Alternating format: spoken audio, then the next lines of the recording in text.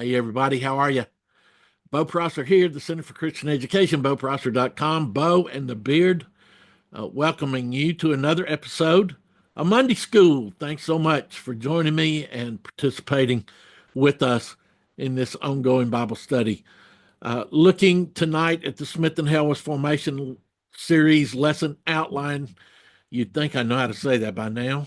Looking at the Smyth and Helwys Formation Series lesson outline for January the 19th, 2025. This is continuing our unit looking at creation. This is Psalm 65 that we're looking at today. David uses 13 verses to cover all of the created order of the world. Wow. David uses these short verses to cover all of the interactions of God with us. Wow. And David concludes it all with a promise of God's overwhelming bounty. Another wow.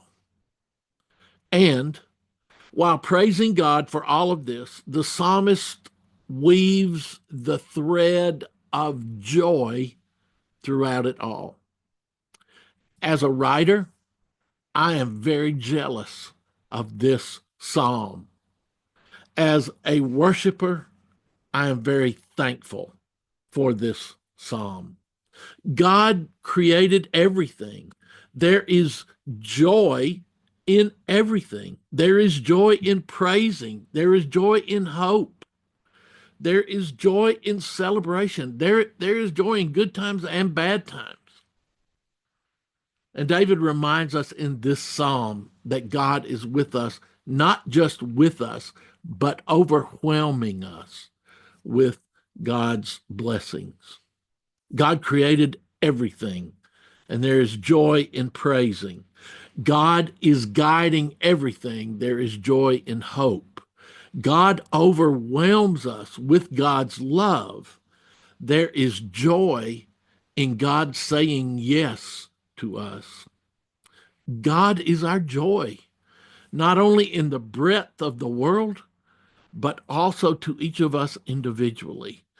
God is our joy from the ends of the earth to the uniqueness of each of us. And so being in God's presence is joyful. And being separated from God is also joyful. The thought here being that we sit in the temple, we sit at the table of God, and we are joyful. But when we are distanced from that table or that temple, we still are joyful because God's presence is still with us. Whether we are at table, whether we are enjoying the bounty of God's richness, or whether none of this is happening, there still is joy in our lives. Paul said, count it all joy, count everything joy. Jesus said, blessed art thou. When good things happen, when bad things happen, count it all joy. And the psalmist in this psalm echoes those New Testament teachings. Because God created the whole world, there is an abundance of joy if only we will see it. For those who seek the heart and desire of God, the mystery is available to us in the joy of nature.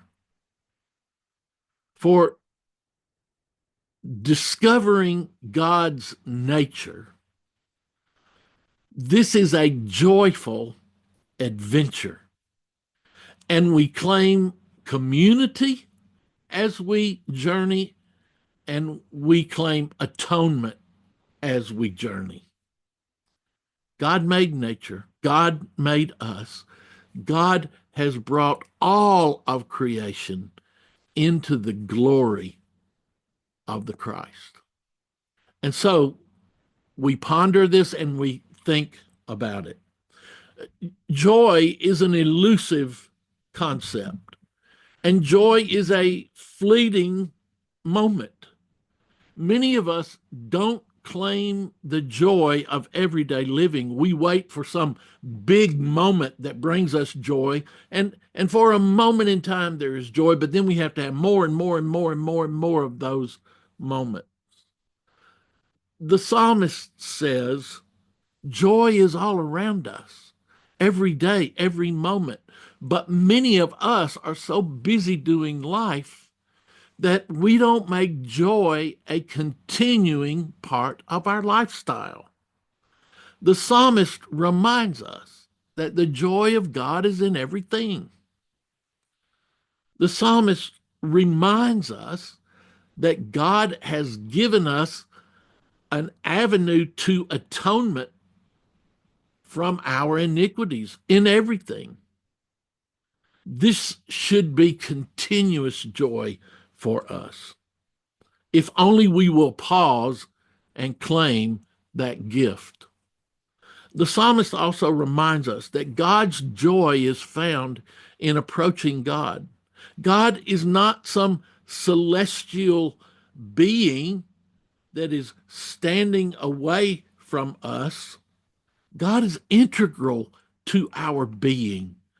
And God reminds us that there is joy to be found in community with God. All of creation reminds us that there is joy in fellowship with God and one another. There is joy in the hope of God. There is joy in the morning and the evening of God. There is joy in work and there is joy in rest. The natural order of every day is full of joy. Yet too many of us don't claim it. Challenge yourself this week to seek the joy of God. Challenge yourself to take time for silence and rest and listening to God. Challenge yourself to pause and examine the goodness of God's natural created order. There's beauty in that, and there is joy in that. God says yes to us every day, and that should bring us joy. And God's biggest yes is in the gift of Jesus the Christ. So I begin this lesson asking you, what does joy look like? If you want to have a little more fun with that, do some metaphor mapping. What color is joy? What does joy taste like? What food is most joyful to you? Lots of ways you can play with this to get people to thinking about joy. What are the 2 or 3 most joyful moments in your life? Have some fun just exploring joy. Where is your favorite place for joy? How does morning bring you joy? How does evening bring you joy? What is your favorite yes? When have you heard yes and been overwhelmed with joy? Lots of stories that we could share here. But I would encourage you to live into the joyful moment of these Psalms. Walter Brueggemann, Old Testament scholar and friend to many of us, calls this a psalm of reorientation. Psalms of reorientation, Brueggemann says, are prayers that are uttered after disarray and disorientation of life. The psalmist is telling us by this psalm of praise that in the past few years, his life has been disorganized, disoriented. He's been living in disarray. And what he's telling us now is that rather than life slipping away, he is now stopping to reorient and to reclaim the joy of God in his life. God has come to the rescue once again. I don't know about you, but the past many years have been years of disarray and disorientation for many of us. Going back to COVID and coming forward, we've had nothing but challenging days. Regardless of your politics, regardless of who your favorite college football team is, regardless of any way you look at the world, we have faced disarray and chaos. The economy is a roller coaster ride at best. Wars are raging around the world. Human rights and individual freedoms are in jeopardy in many places. Every ism in the world, ageism, sexism, racism, nationalism, every ism is at work disenfranchising as many as possible. We need reorientation. And the psalmist reminds us that God is bigger than anything that might disorient us. God is bigger than any social issue. God is bigger than any governing body. God is bigger than any factor that would disorient us. And Psalm 65 reminds us that we hear God in the silence. We see God in the created order.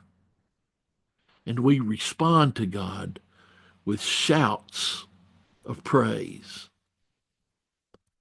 Regardless of what issues disorient you, know this: the God of Zion is constantly reorienting us to God's love and grace. One of my bucket list places is the Grand Canyon.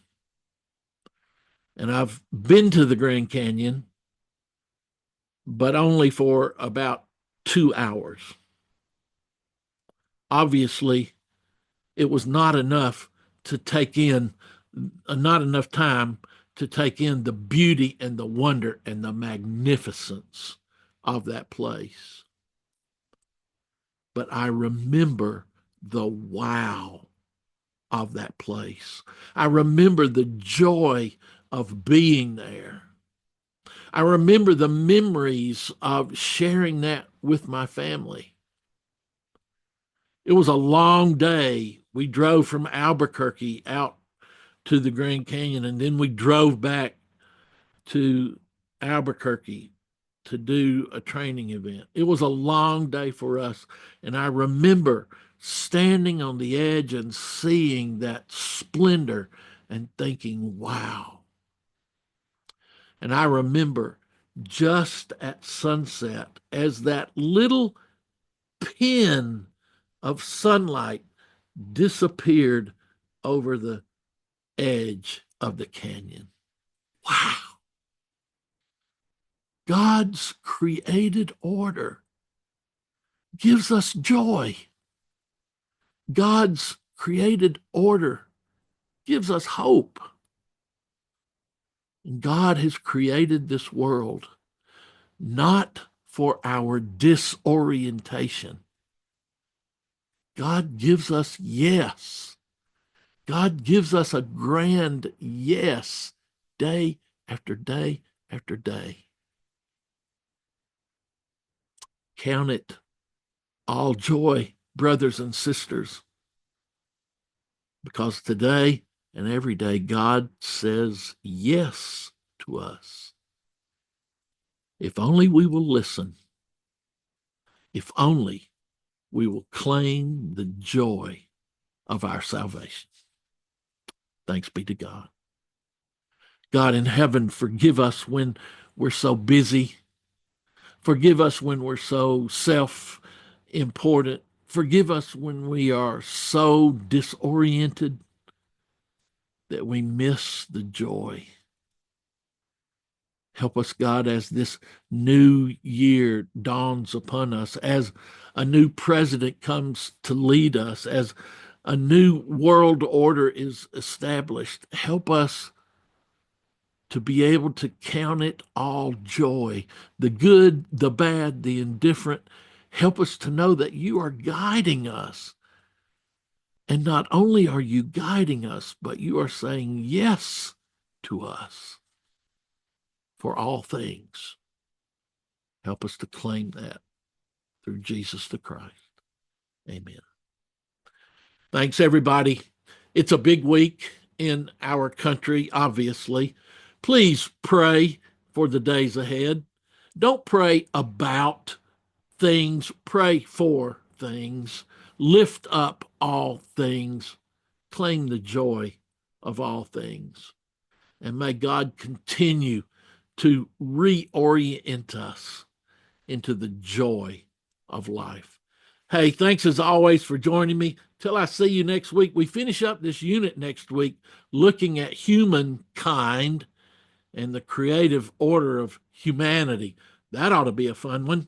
So join me next week. Bo and the Beard, the Center for Christian Education, boprosper.com. Thanks for joining me. Hey, until I see you again, keep on rocking.